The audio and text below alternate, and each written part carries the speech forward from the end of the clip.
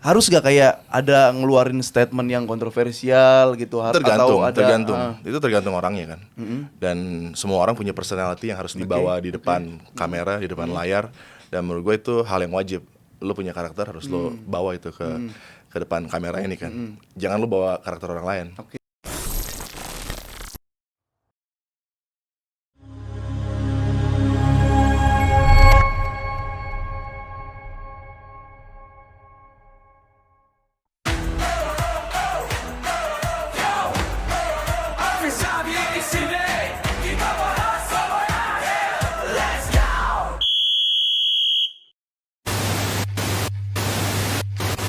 Welcome to Whistle Final Podcast. We in here talking about football until final day. Bener gak tuh bahasa Inggris gue tuh? Waduh, ada dosen bahasa Inggris, ada idola-idolanya sportcaster. Kagak lah. Wih, tapi udah bener belum tuh tadi tuh? Apa cakep. Cakep. Ada- Bisa dibikin programnya. Ada Adiani, Bung Adiani di sini, tepuk tangan dong. Yoi. Terima kasih Bung Adiani. Tadi kita Dengan ngobrol senang hati. Nanti kita ngobrol-ngobrol bahas bola ya, ISL sampai Liga 1 ya, Liga Inggris banyak dah. Dan juga gue mau nanya-nanya tentang koleksi jersey juga, perjalanan karir ini juga karena Dian ini menurut gue idolanya idola nih. Jadi Gimana buat ceritanya kalian, tuh idolanya wah ada. idola? Oh, Jadi ada. kalau ada anak-anak yang seangkatan gua, seangkatan Jerry dan lain-lain itu banyak tuh penggemarnya. Tapi siapa penggemar dari Jerry? Kalau ditanya Adian. Gue. Iya. Ini. Jadi teman-teman, selamat datang di podcast Peluit Akhir yang bakalan ngomongin sepak bola sampai hari akhir. Buat kalian yang nonton di TikTok boleh nonton langsung di YouTube atau di Dance TV.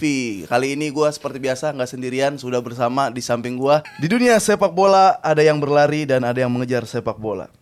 Tapi ada juga yang bersuara menggiring imajinasi. Di antara riuh stadion, suara yang satu ini tidak pernah berteriak, tapi justru menenangkan, menuntun dan meninggalkan jejak. Ia bukan hanya komentator, ia perangkai kata, pengatur tempo dan narasi. Jika pertandingan adalah simfoni, maka dialah konduktornya. Tepuk tangan untuk Adiani. Terus Gimana? Itu yang nulis lo ChatGPT. tuh. Gue udah capek-capek nulis banyak yang udah ChatGPT. Terima kasih Bang Adiani Yoi, udah Bro. datang. Aman. Kita udah baru siaran lagi nih ya. Udah lama kita gak bareng nih. Iya. Harus lebih sering-sering dong. Boleh. Ini juga Om Supriyono Prima kan. Oh, iya. Biasanya yang selalu tampil dalam keadaan prima. Dan klimis sih. Nih, senang banget nih. Kita ngobrolin dulu Bang Adiani. Yes. Sebelum bahas jersey, bahas sepak bola, awal perjalanan karir dulu. Nggak salah ngomongin gue. Serius, ini Serius. kita di sini tuh sering banget jadi inspiratif ya. Apaan? Waktu itu kayak Labib gimana caranya jadi sportcaster, Jerry juga. Nah ini kan kalau lu ngerasa, gue sih ngerasa yang di top tier nih, sportcaster yang elegan, ada karisma berwibawa. Iya di, bener gak di? Di juga nggak ada, gitu bang. Jadi awal mula dulu berkarir ke dunia sportcaster, gimana itu ceritanya? Awal mulanya belum jadi sportcaster ya. Di 2007 itu gue coba untuk magang ya. Magang dulu. Kuliah kan terus magang, tapi nggak nyambung sama jurusan gue. Tapi emang ada chance-nya waktu itu dibuka, kebetulan di salah satu station yang emang nyarin Liga Indonesia kan. 2007 2008 tuh gue mulai coba masuk situ. Mereka lagi cari field reporter dan juga ya sebenarnya sih all rounder ya buat mereka bisa jadi operator alat juga untuk di lapangan gitu kan. Semuanya tuh. Nah gue coba ada berapa ya? 15-an 20 orang lah. Terus akhirnya sisa 4, terus nama gue masih ada. Sisa 2, nama gue ada juga Masih gitu ada kan. terus. Akhirnya masuk tuh udah. Itu dimulai dari season itu gua keliling Indonesia di stadion ke stadion kan, karena kan di lapangan tuh. Itu mulainya. Dan memang gua dari dulu entah kenapa, dan memang di keluarga gue juga penyuka olahraga, penyuka sepak bola, tapi yang mainnya adalah kita harus perhatikan liga kita dulu, Liga Indonesia gitu kan. Karena tuh ada kedekatan, ada koneksi. Kalau gue keluar rumah juga gue deket banget ke Stadion Lebak Bulus. Ini yang nyata gitu kan. Kalau tim-tim Eropa gitu kan lo suka kan itu sebagai bukan hal yang menurut gue bisa dapat koneksinya secara utuh. Tapi kalau buat tim-tim Indonesia, untuk Liga Indonesia, gue pengen kenapa nggak bisa di level kita bicara Liga Indonesia sama dengan Liga-Liga Eropa gitu. Dan itu ambisi gue dulu. Kelas. Ambisi gue. Iya. di Indonesia banyak nih warna-warna sportcaster kan. Ada yang mungkin ya udah khusus di sportcaster aja gitu kan, juntrungan. Ada yang pandit-pandit mengeluarkan statement gitu, ada yang ya banyak lah berbagai warnanya. Tapi kalau lu ngerasa Indonesia tuh pasarnya punya sportcaster yang seperti apa tuh? Maksudnya? Jadi maksudnya kalau pasar yang dimakan sama Indonesia itu sportcaster yang kayak gimana, Bang? Kalau di social media atau di kayak YouTube gitu kan mungkin mereka coba cari yang beda juga sama yang biasa mendeliver sebuah pertandingan sebagai sportcaster yang play by play misalnya, terus live di studio. Sedangkan kalau di social media mungkin pengen cari yang bisa memberikan punctuation point ya, dan juga conversation point yang seru, yang panas, yang menarik, yang bisa diangkat dalam sepersekian detik, under 30 seconds. Lo harus bisa deliver satu berita yang mungkin kontroversi atau juga mungkin ya memang sesuai dengan keadaan yang terjadi. Jadi kan itu menjadi dua hal yang kunci gitu. Either lo mau coba melebih-lebihkan sesuatu atau lo stick to the facts dan lo nyatakan as is. Itu kan hal-hal yang harus disampaikan dalam 30-40 second tapi bisa mendapatkan audience yang lo target. Sedangkan kalau kita di TV untuk membawakan sebuah pertandingan ya kan harus netral, harus tampil profesional. Itu hal-hal yang mungkin bisa agak sedikit luntur kalau lo berbicara tentang YouTube, social media dan lain-lain. Nah ini mulai nih kita ke pasar Indonesia nih. Tapi gini, kalau di Indonesia ya, mungkin gue juga belum tahu tuh mecahnya orang-orang Indonesia. Gue juga nggak tahu. Iya, yang paling seneng tuh yang kayak gimana, kayak gitu tuh belum kelihatan tuh, ruang-ruangnya belum kelihatan. Tapi harus gak kayak ada ngeluarin statement yang kontroversial gitu? Tergantung. Atau Itu tergantung orangnya kan. Dan semua orang punya personality yang harus dibawa di depan kamera, di depan layar. Dan menurut gue itu hal yang wajib. Lo punya karakter harus lo bawa itu ke depan kamera ini kan. Jangan lo bawa karakter orang lain. Menurut gua harus sesuai dengan lo gitu. Tapi juga jangan lupa setelah lo ini kan kalau menurut gua ya ada permainan peran. Ini kalau kameranya udah selesai, syutingnya udah kelar, lo switch off. Nah itu yang agak susah ya mungkin buat beberapa orang lah. Iya.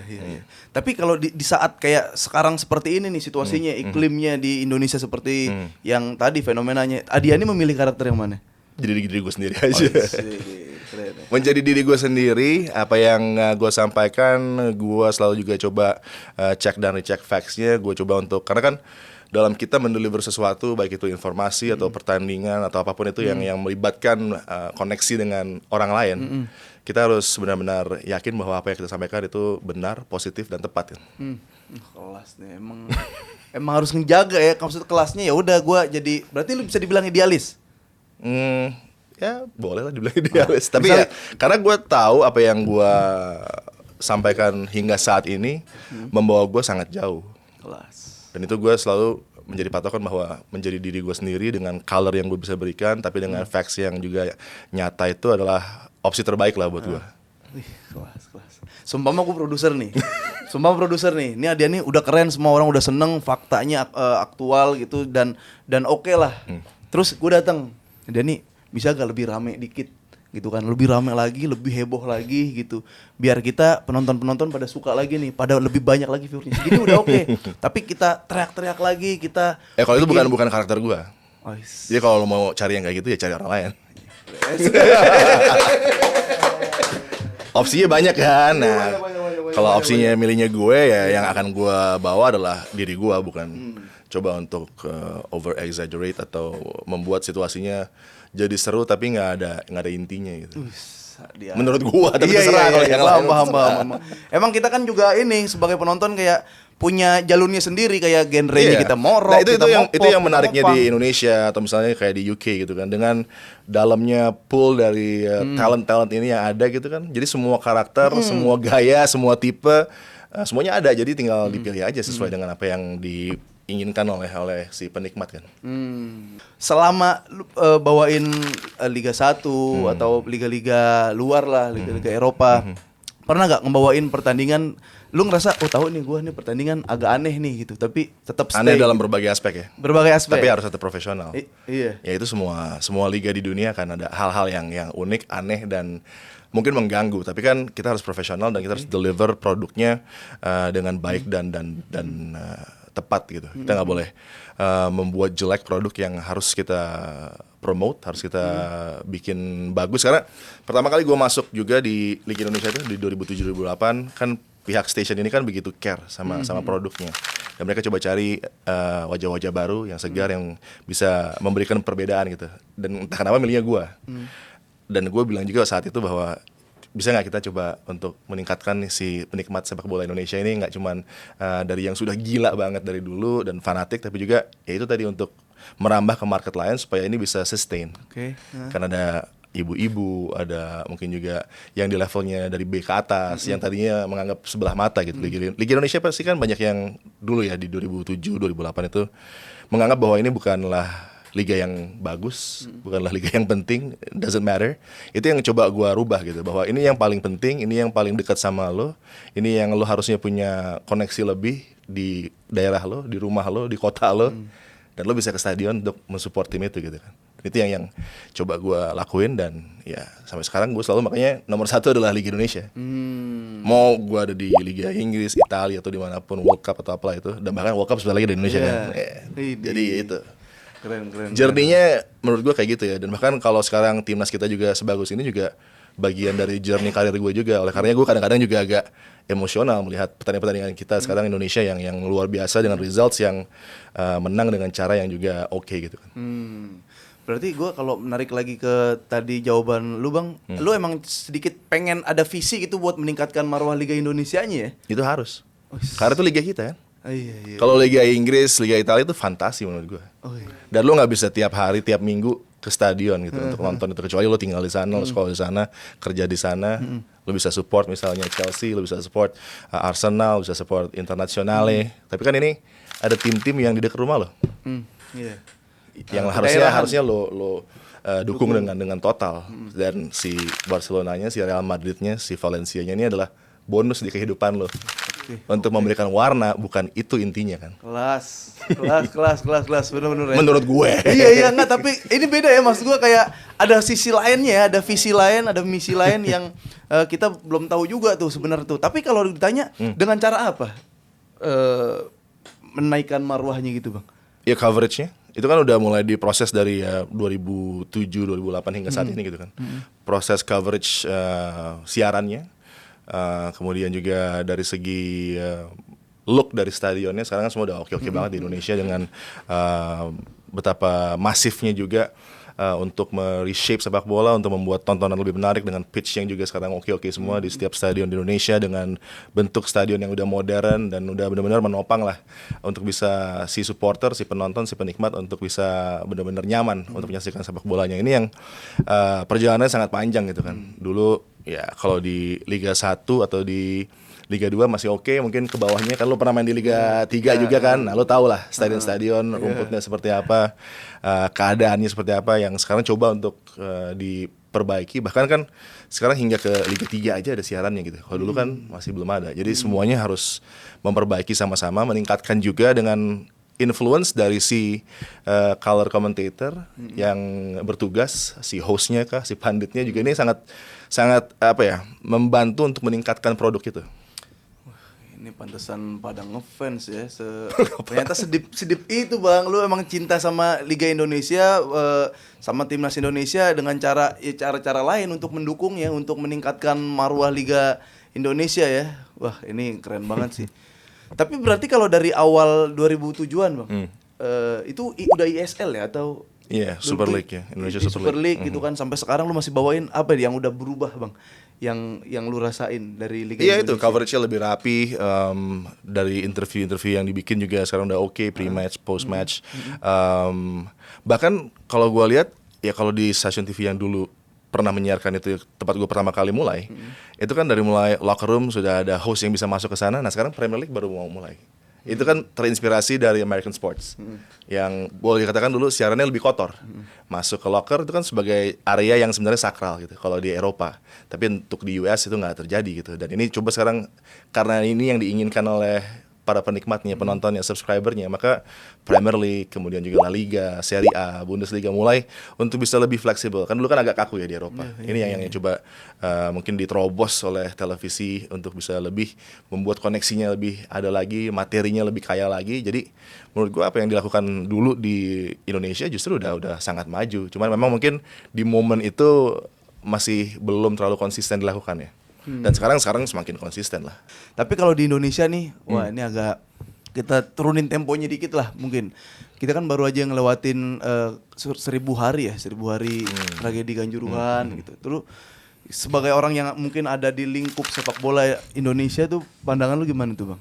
Ya itu sebuah tragedi yang benar-benar memilukan dan harusnya nggak terjadi, tapi sudah terjadi dan untuk recover dari hal-hal seperti ini tentunya butuh durasi yang sangat panjang dan ini menjadi perhatian yang tentunya ekstra bagi para penikmat sepak bola dan juga tentunya semua yang terlibat pun juga dengan pemerintahan dan apa yang sudah dilakukan responsnya sangat positif luar biasa dan kita lihat bagaimana Kanjuruhan sekarang juga sudah menjadi salah satu stadion yang sangat oke dengan fasilitas yang jauh lebih baik dan juga sudah tentunya diantisipasi dari segi keluar masuknya supporter, kenikmatan dan kenyamanan bermain serta keamanan bermain dan juga menyaksikan hal yang sangat penting itu kan. Jadi sekarang antara para pemain yang berlaga dengan supporter sudah ada jaminan bahwa hal-hal yang negatif yang merupakan satu mimpi buruk yang terjadi di masa lalu harapannya tidak akan terulang lagi. Jadi memang responsnya yang penting untuk bisa membuat hal-hal seperti ini dicegah. Kan ini juga nggak hanya terjadi di Indonesia gitu. Banyak stadion di Latin Amerika pun juga di Eropa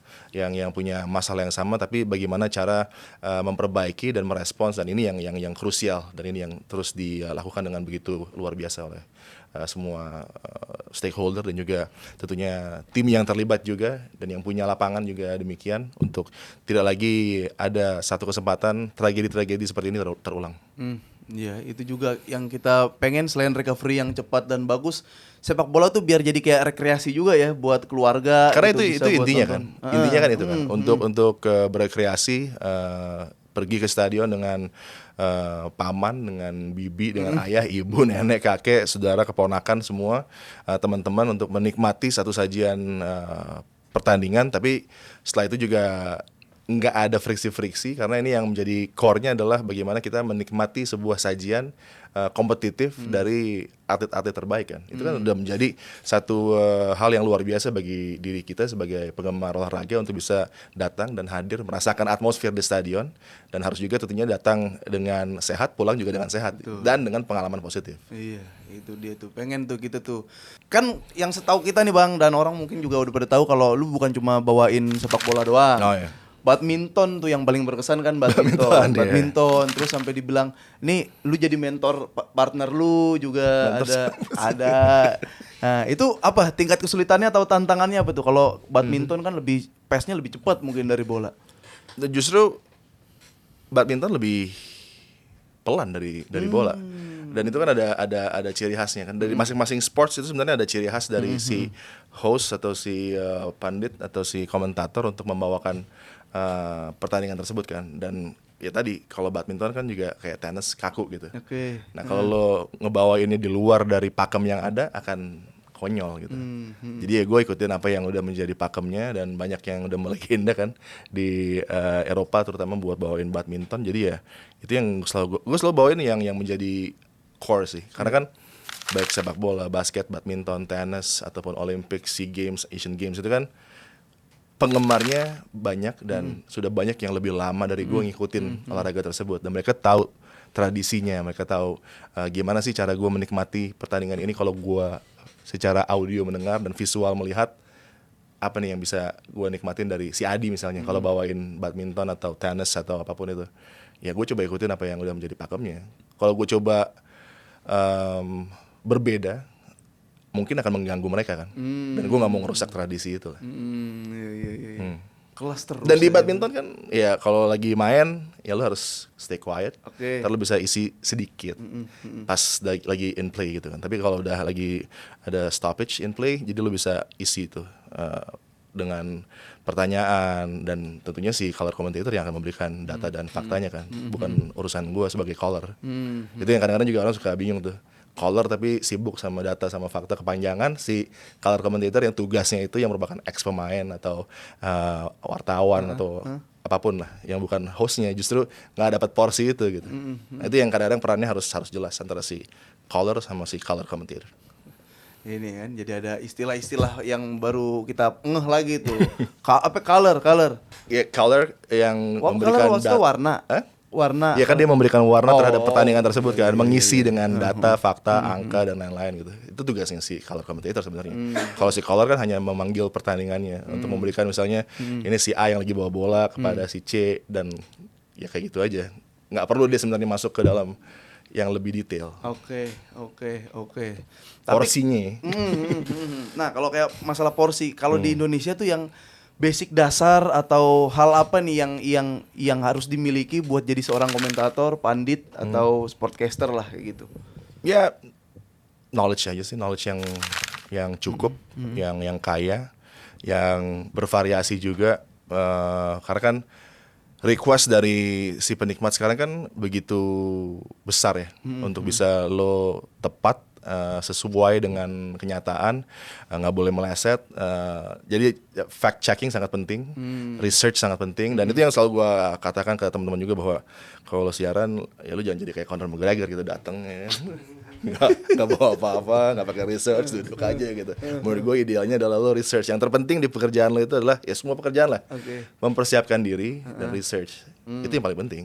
Ketika lo deliver sih, kalau udah researchnya oke, gue yakin 95% akan lancar gitu. Oke, berarti di riset ya kekuatannya. Research. Kan kadang suka ada yang mungkin sudah tahu nih gue bola banget gitu.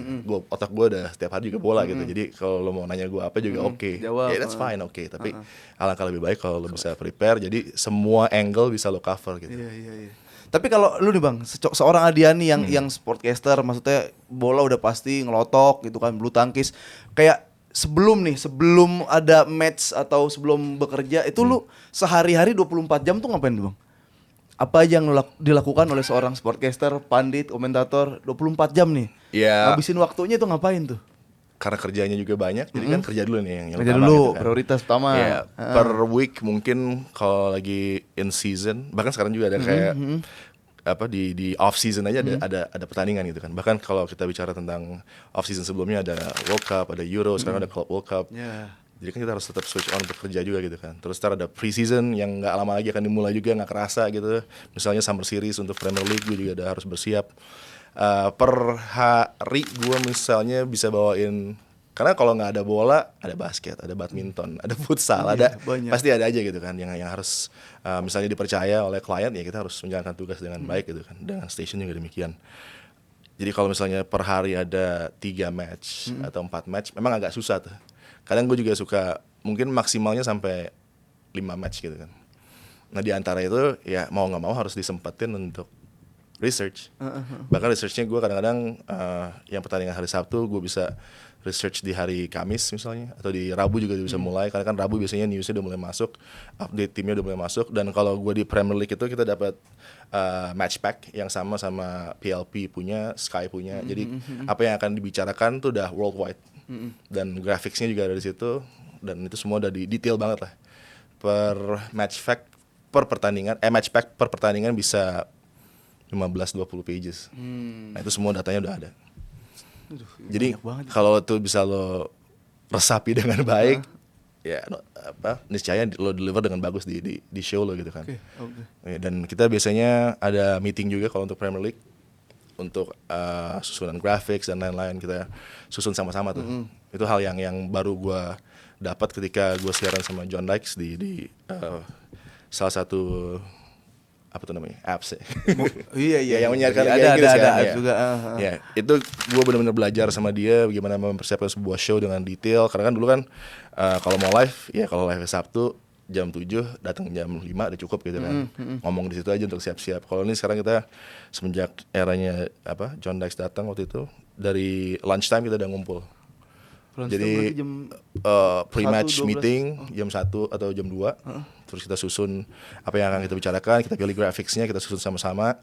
Ntar jam 5 rehearsal paling 1 jaman. Habis itu jam 6:30 kita on air. Tuh bro, Jadi kalau misalkan kerjaannya jam berapa tadi? Kalau live match-nya jam 7, kita on air jam setengah 7, jam 1 kita udah ngumpul. Bedanya itu. Adiani tuh. Kalau kita kan kerja jam 7 match, kita datang jam 6. Ya kan, Tapi itu setengah. sekarang jadi hal yang biasakan dan itu bagus untuk semua ya, untuk tim, untuk talent, semua bagus. Jadi kita bersiap total dan kita tahu apa yang akan kita bicarakan, semuanya udah detail, rundown-nya udah jelas. Itu kita susun rundown juga kan.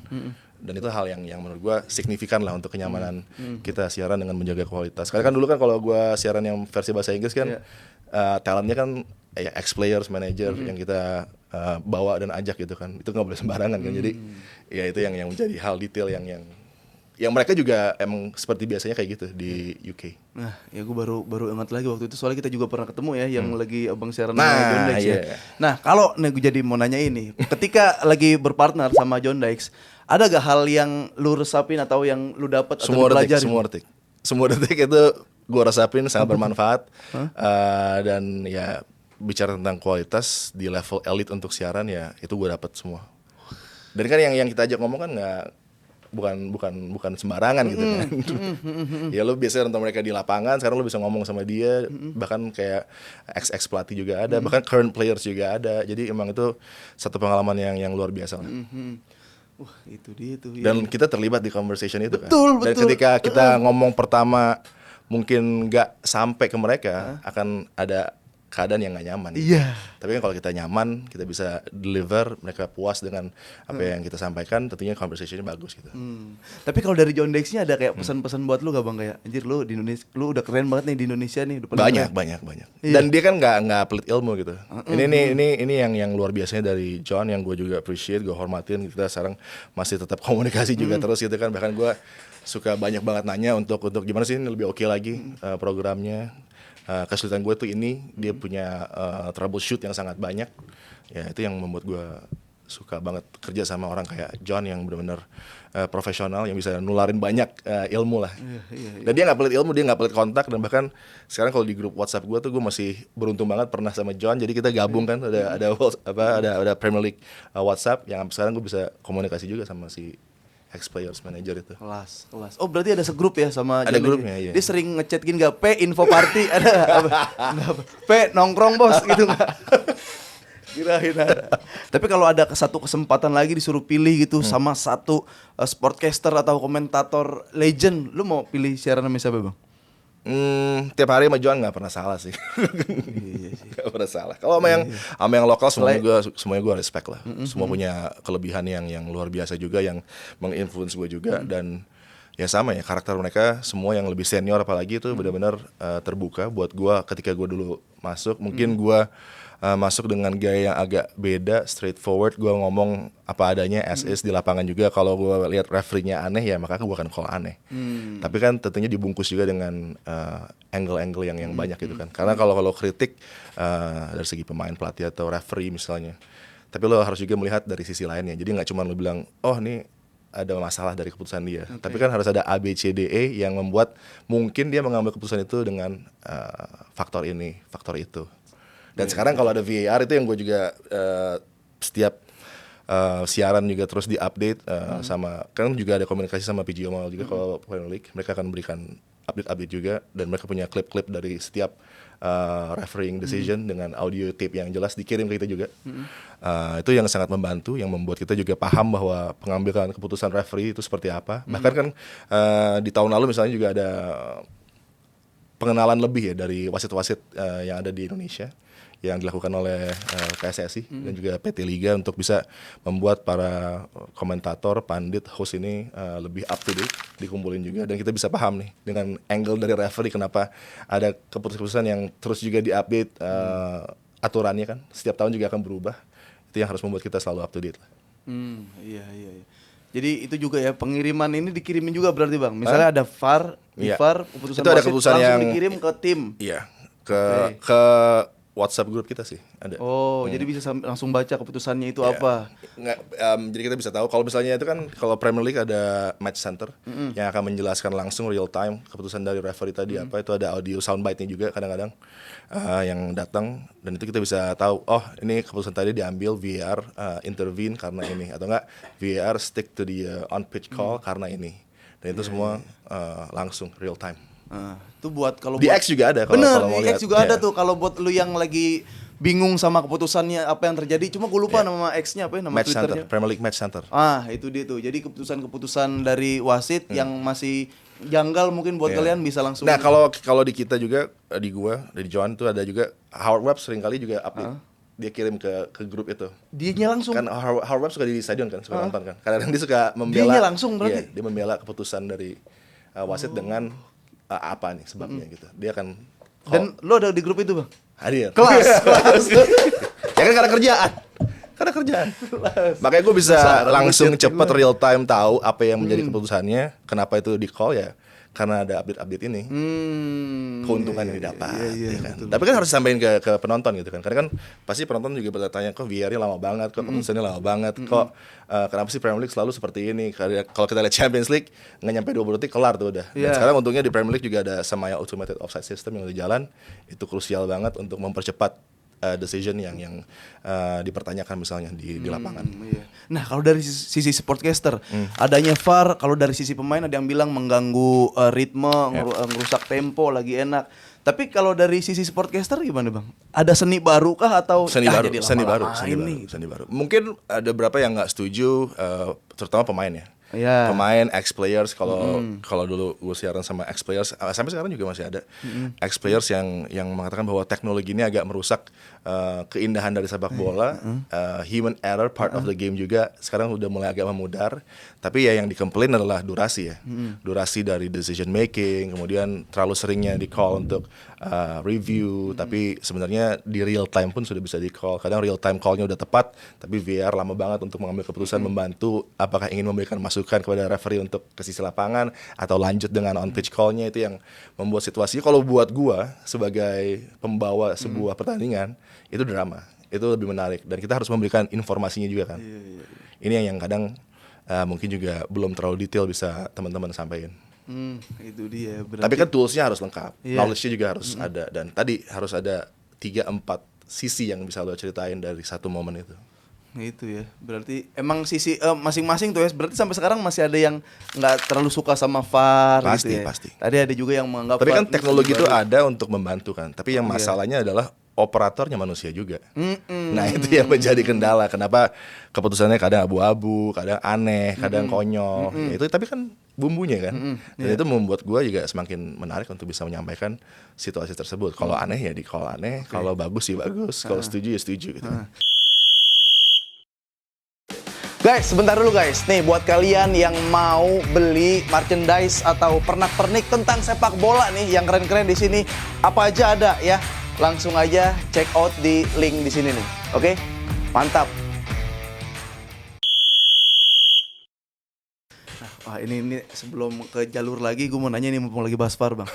Ketika di futsal kan sekarang ada challenge. Challenge untuk calling VAR. Sama, minta dia berapa, cuma satu doang ya? Satu ya. Satu. Kalau berhasil tetap Nambah dapat lagi. ya. Kalau enggak hilang satunya. Ya. Sepak bola, football butuh kayak gitu gak? Karena gue ngerasa ada hal yang seharusnya di VAR tapi nggak calling gitu kan. Tapi ada juga yang emang di VAR Jadi aja. maksud lo harus ada challenge di itu juga. sepak bola. Boleh di NBA juga, di bola basket juga ada challenge. Oke. Di sepak bola bisa dimasukin juga itu challenge yang mungkin tadi ya satu, kalau salah itu angus, kalau betul bisa nambah lagi chance untuk challenge. Itu oke, cuman yang harus dipikirkan stoppage-nya, pemberhentian waktunya, seberapa lama juga, dan di momen seperti apa harus diambil oleh tim gitu kan. Apakah situasinya bisa direview oleh VAR atau kemudian benar-benar harus ada challenge yang dilayangkan karena tidak setuju dengan keputusannya. Yang menjadi masalah tinggal durasi sih menurut gue. Dalam setiap review-review ini. Kalau di futsal kan video support ya namanya. Dan kalau di futsal uniknya di beberapa lapangan justru video supportnya menghadap ke sana bukan ke sini. Bukan ke arah yang bisa ngelihat juga gitu. Berarti setuju ya? Hah? Setuju kalau ada misalkan ada challenge. Challenge hal yang wajar, hal yang oke dengan durasi yang tepat lah. Ya udah ada di olahraga lain. Keren juga tuh. Itu ide gue bang sebenarnya tuh. Aku mau terobosin ntar ke FIFA lah. Nah balik lagi ke sepak bola. Sekarang Bung Adian nih nonton bola itu di level yang apa tuh? Menikmati kah? Apa harus jadi kerjaan? Jadi harus nyatet ini itu kah? Menikmati lah, kan passionnya. Setiap game itu gue nikmatin. Mau game itu yang mempertemukan tim-tim yang gue nggak terlalu familiar atau yang udah kita semua familiar, itu menurut gue semuanya sama. Kan sama kayak kita kerja kan kalau siaran kita nggak bisa milih matchnya kan. Dan semua harus dibawakan dengan optimal, dengan total. Dan bahkan ketika pertandingannya ini nggak seru dan lo lihat ini nggak seru gitu dengan dua tim yang lo nggak kenal juga, tapi lo harus meng-guide audience. Dan itu guna lo di situ kan. Kenapa lo dibayar? Ya untuk itu. Dan kenapa lo dibayar mahal? Juga untuk itu. Kalau dibayar mahal cuma untuk bawain big match doang, itu gampang. Tapi gimana lo bawain tadi Liga 3, gimana lo bawain Championship Division, League 1, Serie B misalnya gitu. Tapi lo bisa membuat si penonton ini penasaran, oh apaan sih ini? Tim apa sih ini? Ternana, Pescara ini tim apaan sih? Supaya gue bisa nonton Oviedo ini tim apa nih? Dan ketika lo tonton, oh ternyata Oviedo keren juga. Mereka udah berjuang maksimal, punya pemain-pemain yang hebat. Gue pengen nonton lagi ya next weeknya. Aku pengen nonton lagi ya QPR. QPR apa sih, timnya kecil banget nih stadionnya. Tapi di West London gitu kan, harusnya kan elite. Jadi itu yang bisa lo berikan impact buat orang yang mungkin belum paham, belum tahu tentang klubnya, tentang timnya. Pertandingannya tadi mereka cuman flick doang channelnya untuk cari-cari channel gitu. Tapi ternyata bisa hook dengan si pembawa pertandingannya.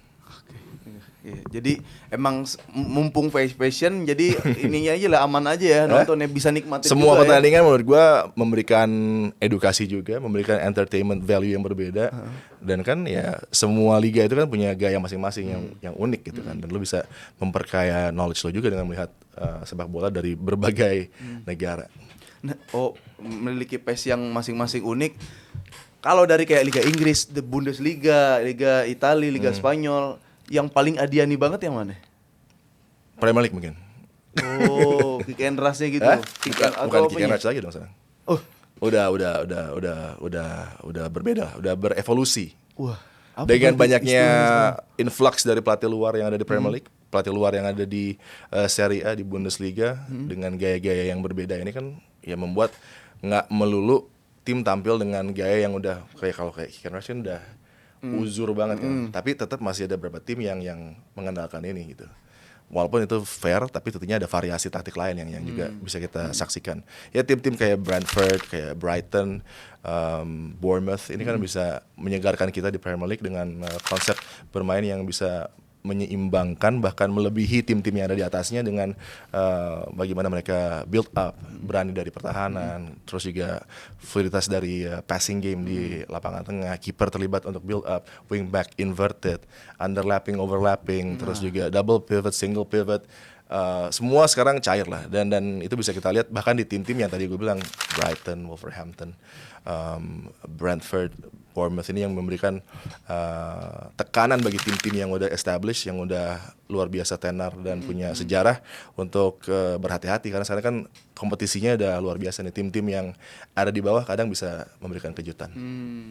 Itu dia. Di La Liga juga sama, di Bundesliga juga sama gitu. Sistem permainannya udah benar-benar fluid lah. Jadi enak kita bisa menyaksikan di mid game management pelatih bereaksi terhadap hal-hal yang negatif di lapangan, dia rubah approach-nya on the ball, off the ball, semuanya menarik lah. Itu dia. Semakin luas nih pandangan kita terhadap sepak bola nih.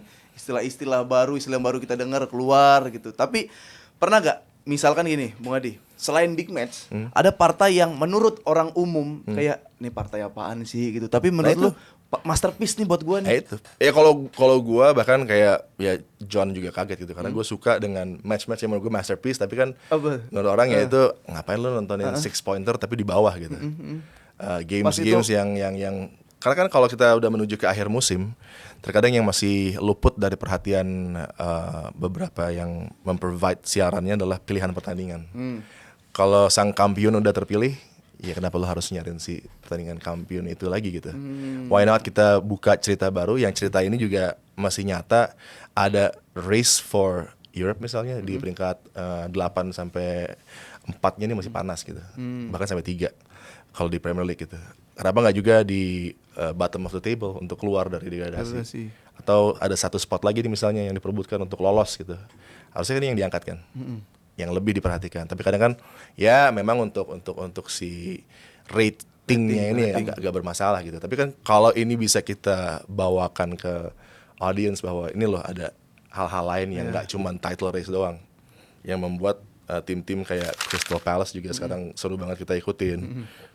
Itu yang hal yang gue secara ambisi pengen lebih konsisten bisa ditampilkan lah, dengan bisa memperhatikan nggak cuma race for the top position, tapi juga that mid position ke bawah itu penting. Iya. Di antara siapa yang masuk Europa League, Dan kita siapa yang bisa bikin ceritanya lebih seru gitu kan, dengan graphics yang juga lebih menarik. Iya. Gokil, bener juga tuh. Kita kalau udah ada yang juara ngapain nonton yang juara lagi ya, selain fansnya mungkin ya. Iya, cuma di Inggris, di Indonesia kan juga seru tuh. Dari papan tengah ke bawah juga seru kan. Apalagi menjelang akhir-akhir laga ya, akhir-akhir musim. Ceritanya banyak, bumbunya menarik banget, dan campur. itu yang menurut gua nggak bisa ditawarkan oleh liga-liga lain. Liga Indonesia punya bumbu, punya cerita, punya kontroversi, punya plot twist yang nggak ada duanya lah. Maksudnya gimana tuh? Nggak ada duanya. Nggak ada duanya dari berbagai aspek ya, nggak ada duanya. Itu indahnya Liga Indonesia. Itu buat ini indah ya sebagai podcaster. Indah, dan harus tahu seninya, dirangkum dan di cover dengan begitu elegan sehingga ceritanya bisa bagus. Kan ini sebuah cerita yang harus disampaikan gitu kan. Maksudnya cerita terlalu bagus tuh plot twistnya terlalu plot twist apa yang udah ketebak ya udah itu adanya. Ceritanya sangat dinamis lah untuk Liga Indonesia. Begitu banyak permutasi dari keadaan dari sebuah pertandingan. Itu yang sangat seru dan kaya banget sih buat gue. Kita ke Liga Inggris nih. Jadi tadi kita ngobrol guys, gue pikir nih Bung Adian ini Manchester United lah gitu kan. Tapi ternyata ketika kita dalemin lagi ngefans sama Fulham. Nggak ada yang kepikiran kan kita orang ngefans sama Fulham. Kenapa bisa ngefans sama Fulham? Ya kalau keluarga gue banyak yang Manchester United, tapi dari segi bokap Chelsea malah. Dulu gue juga lumayan sering nonton ke Stamford Bridge. Tapi gue ngeliat ini intinya apa sih Chelsea? Gue nggak dapet kan. Intinya belum dapet. Ya dulu kan Peacock, Spencer, sebelum ada Zola gitu ya. Gue nggak nemu esensinya. Kipernya Dimitri Karin pakai celana panjang. Gitu. Terus si Stamford Bridge itu pitch-nya dulu jelek banget kan. Ini fact juga bahwa Fulham tadinya stadionnya Stamford Bridge, tapi karena pitch-nya itu jelek mereka pindah beberapa stop di area yang punya stadion lebih bagus, yaitu Craven Cottage. Bentar, emang Chelsea sama Fulham dekat jaraknya? Dekat. Oh. Itu derby de la Pengkolan kalau gue bilang. Tapi Fulham orang-orang kaya kan katanya? Areanya. Oh, area orang Kalau kaya. timnya ya mewakili areanya dan juga mewakili mentality underdog juga sebenarnya menurut gue, karena mereka juga bisa mencapai final Europa League berapa tahun yang lalu. Memang Roy Hodgson luar biasa. Ya itu yang tadi gue bilang, keluarga gue Chelsea, Manchester United, gue nonton ke Old Trafford berapa kali. Oke, cuman ya setelah era Roy Keane gue nggak menemukan apa yang menarik lagi dari Manchester United. Gue kalau nonton United sekarang mostly away matches saja, karena lebih seru, lebih menarik. Walaupun gue juga turis, tapi terlalu turis banget kalau ke Old Trafford feel-nya ya. Gue masih penasaran Fulham. Kalau Fulham, dulu om gue yang sangat menginfluence gue tuh suka George Best kan. Manchester United punya George Best yang luar biasa, melegenda, Holy Trinity.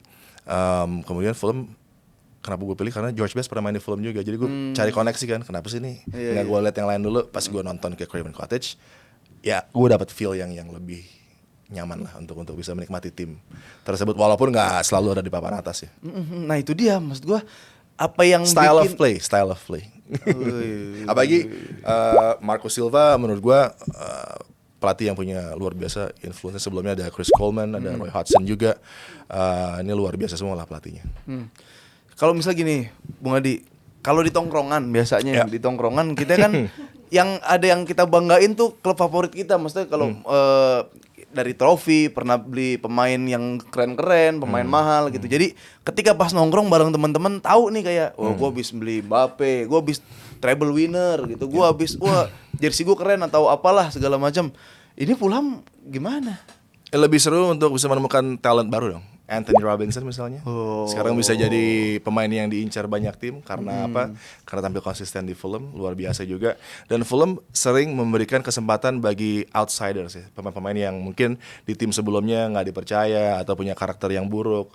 Tapi di Fulham, oke, Alexander Mitrovic casing point-nya. Iya. Terus kita lihat dulu ada Luis Saha yang Boamorte. juga luar biasa, Luis Boamorte, Steve Malbranc yang begitu fantastis buat Fulham gitu kan. Jadi ini adalah tempat di mana banyak pemain-pemain yang mungkin dulunya dianggap sebelah mata, mereka kumpul untuk prove a point dan diberikan platform yang luar biasa. Oleh misalnya sekarang pelatihnya Marco Silva gitu, dia memberikan platform yang luar biasa untuk para pemain. Di lini serang ada Raul Jimenez yang sempat mengalami cedera yang cukup serius, bintang luar biasa buat Wolverhampton Wanderers, sempat turun penampilannya tapi di musim lalu formnya udah oke lagi dengan kesabaran dari coaching staff untuk terus memberikan waktu yang tepat bermain untuk Raul Jimenez ya. Tapi kan umurnya udah 34-an ya? Nggak masalah. Nggak masalah, masih bisa bersaing. Nggak masalah. Mantap.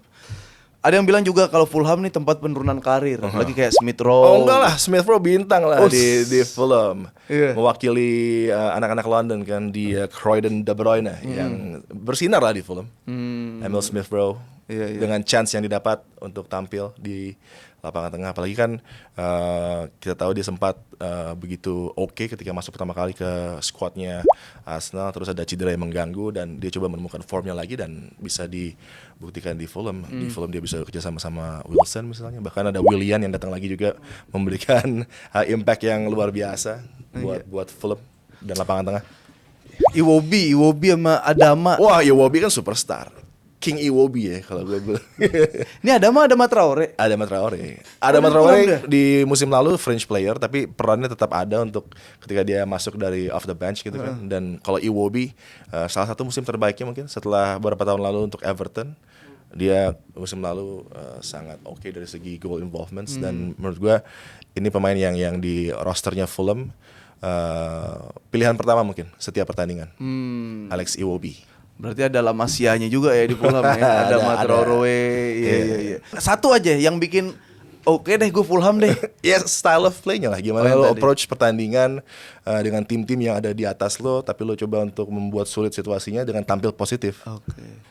Jadi kan kalau lo nonton bola, lo bayar tiket, lo pengen nonton hal yang positif dari tim lo gitu kan. Gak cuman defending deep, terus lo main negatif for a result. Tapi gimana lo datang untuk bisa mendapatkan kepuasan untuk menyaksikan tim lo fight sampai akhir gitu. Iya itu ya. Jadi nih seru nih Liga Inggris makin seru.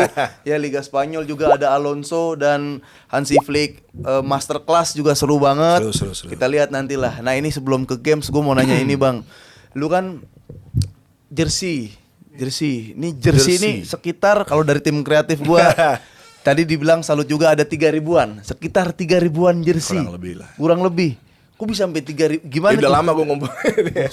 3.000 ngitung aja susah kan dari 1 sampai 3.000 gitu. Dari tahun berapa ya? First kit gue kayaknya United 88 kayaknya. 8889 kayaknya. Terus di 90s itu ya lumayan keluarga gue, bokap sama gue lumayan ke UK dan sekitar. Pasti bawain gue oleh-oleh atau enggak gue kesana juga gue beli juga. Ya. Kalau yang gue inget sih dulu yang paling memorable banget adalah Norwich City sih menurut gue. Yang salah satu jersey pertama yang gue benar-benar appreciate di era 91-92 itu, di era Chris Sutton, Rolf Fox ada di tim itu, Tim Flowers, Sherwood. Full kit tuh biasanya dulu kan. Kalau lo beli bajunya dapat celananya, dapat kaos kakinya gitu. Itu gue pakai banget. Norwich City, orang lain nggak tahu nih, bingung nih apaan nih The Canaries kan. Nah itu juga salah satu tim yang influential juga buat gue karena di era 90-an itu kan Norwich City yang selalu coba mengganggu ya di top 4 untuk bersaing di atas gitu. Nah ini 3.000 jersey. Sekitar 3.000 jersey. Gila 3.000 jersey. Yang paling mahal jersey apa bang? Adalah. Kalau udah adalah tuh emang ya, berarti priceless kan, banget tuh. Kenikmatan orang menikmati jersey kan beda-beda ya. Oke. Nggak harus yang paling mahal itu yang paling bagus. Semua orang punya grillnya masing-masing. Semua orang punya ambisi mengoleksi masing-masing di era apa. Yang sporadis juga ada. Kalau gua mungkin mini sporadis. Tapi dulu yang membuat gua pertama kali suka bola adalah ketika gua diajak nonton Italia 90 dan itu memorable banget. Dan bahkan sekarang kalau lo tahu yang punya classic football shirt itu teman gue juga. Kita punya ambisi yang sama melengkapi semua tim Italia 90, tapi kalau dia kan ada yang match worn dan lain-lain. Kalau gue kan cukup santai ya. Mau kalau ada yang match worn oke, kalau enggak yang biasa juga gak apa-apa. Tapi ambisinya adalah melengkapi tim-tim yang ada lah di Italia 90 dan itu masih terus berlanjut gitu. Kalau untuk yang grillnya juga ada yang gue incer banget dan mungkin gue belum punya juga ada. Jadi itu yang membuat koleksi ini seru gitu kan. Karena lo akan coba menemukan jersey-jersey menarik yang pengen lo cari, pengen ada di koleksi lo. Tapi kalau gue biasanya karena udah follow cukup lama, jadi gue biasanya belinya setiap season gitu kan.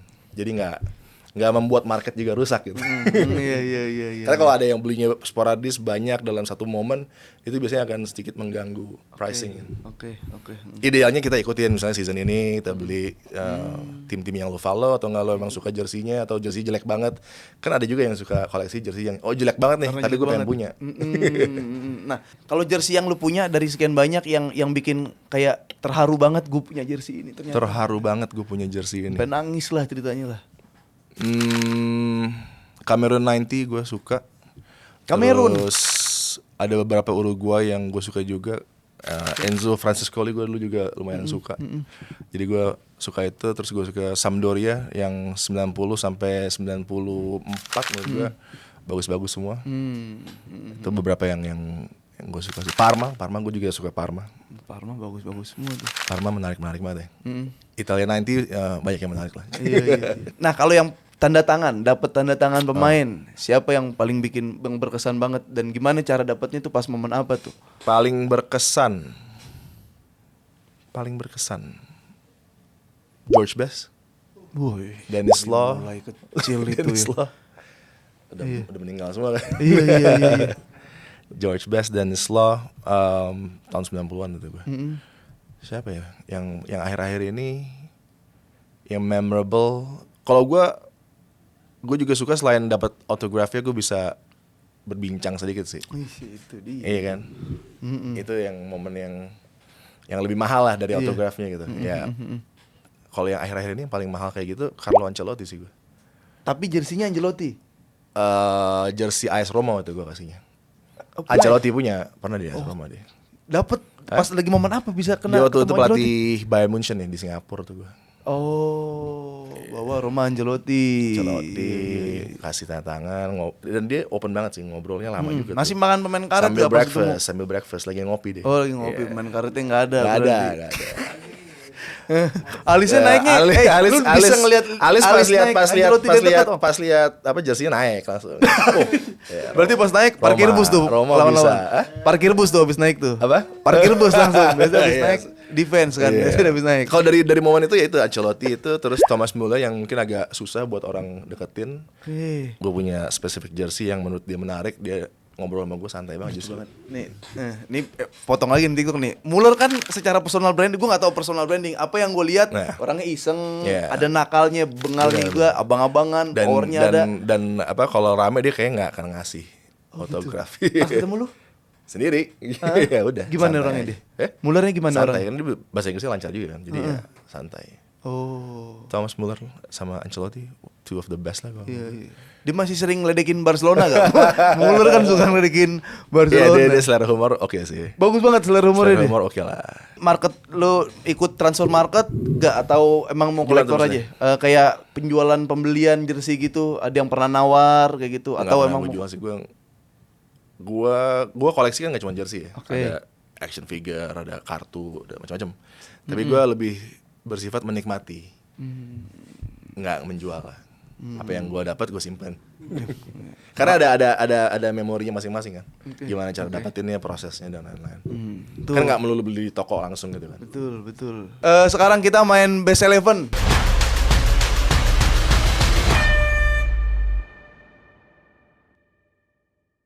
Best 11. Best Eleven, formasinya terserah mau berapa. Ntar ada pemain sama kapten siapa di situ. 4-4-2 tuh di situ ya. Boleh diganti. Nggak apa-apa, udah 4-4-2 aja deh. Ini all time. Semua nih. All time. Boleh all time lah. Mau dicampurin pemain Liga 1 juga nggak apa-apa. All time Yang penting keeper. favorit. All time best goalkeeper. Menurut gue best goalkeeper all time Peter Schmeichel. Pas di MU apa di City? All round lah Peter All Schmeichel. Bek kanan Back dulu. kanan. Carlos Alberto kanan. Carlos Alberto. Apa Cafu? Gak usah deh. Wah, Udah, kalau Cafu udah pas- iya, Ntar gue iya, ganti-ganti mulu. Kiri. Center back dulu deh. Center Vidic. back Nemanja Vidic. Sinisa Mihajlovic. Hah? Sinisa Mihajlovic. Back kiri. Back. Back kiri. Sampai pulang.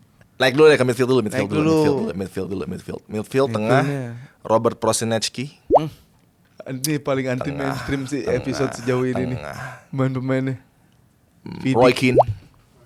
Ada 2 dah akhirnya yang Ginzi kenal. Kanan George Best. Nah, Wing kiri ya. Rivellino. nama-nama aktor tuh. Depan best striker. Ronaldo Nazario. Ada juga yang kita tahu. Akhirnya Ronaldo Nazario. R9. R9. The original. Back kiri dulu, back kiri. Back kiri udah dapet nih, back kiri nih. Back kiri siapa nih? Gue jadi lama. Maldini. Kiri. Ya udah, Stuart Pearce. Siapa tuh? Stuart Pearce. Lu tau di? Kiri. Nah, depan nih, tinggal satu lagi kan. Maradona. strikernya. Untuk mengakomodir salah satu pemain favorit gue juga nih. Berarti Rivellino keluar. Sorry. Luis Rivellino. Enrique Martinez masuk. Oh. Iyo, nah. Ini Enrique Barcelona. Iyo, Oh, ada Martineznya dia. Habis itu berarti depannya King Eric lah harus masuk deh. King Eric. Oh, nggak mau ini Patrick Kluivert. King Eric, Sama Georgie R9 nih Best. di Barcelona kan gacor. Berarti backnya 3 aja. Vida diganti aja. Vida. Sorry. Ya Vida ganti. Vidic diganti. Vidic diganti. Ya, hilangkan saja. Gile. Yang bikin Star Ya, Trek. naik ke tengah. Starstruck di. Tapi ke atas, tengahnya di atas. Nah, Nyerang nih Alonso. Sebastian Veron. Di Situ. Vidic. Iya, ganti. Veron. Nah, kalau 3 berarti tengahnya ganti. Langsung ada Siapa tadi? rombakan ekstrim. Pemain favorit gue nggak nih satu nih. Siapa itu? Graham Souness. Pelatih. Ancelotti. Pernah ketemu. Roy Hodgson. Buat Fulham dia benar-benar Kapten. sensasional. Kapten berarti gua Cantona kasih tuh. Paling karakter. Prosinecki kapten. Oke, ini terakhir nih. Lama banget tadi gue ya, sorry Nah, ya. Ini, Bingung.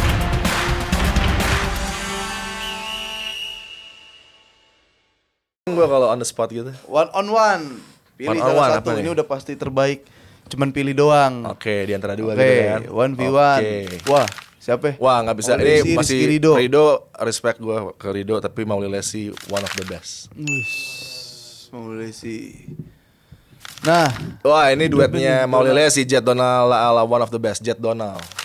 Hobner luar biasa, tapi masih butuh banyak pertandingan untuk bisa menyamai level Jet Donald ala. Ortisan Salazar, best Calvin player Verdonk. Indonesia sekarang ya, Verdonk, setuju gue. Tapi Ortisan juga mantep nih. Oke, Nah. gue kali ini Verdonk. Oke. Mark Lok, Wah, Ahmad ini Sembiring Usman. temen gue lagi ini. Aduh. Mark, I got you, man. I got you, bro. But at this moment in time, man, kalau sebelahnya Ahmad Sembiring Usman, you gotta go with Ahmad Sembiring Usman. Iya. Kelas. Manuel Wanggai. Manu Wangga, Kambuaya Ricky Kambuaya. jelas. Kakak Ricky top class. Pemain yang sekarang juga one of the most elite Indonesian player. Tapi gue Manu Wanggai. Yaob Sayuri, Eli Boy. Berat Kakak banget Yakob, nih. Kakak Eli. Berat banget nih dua-duanya imbang nih.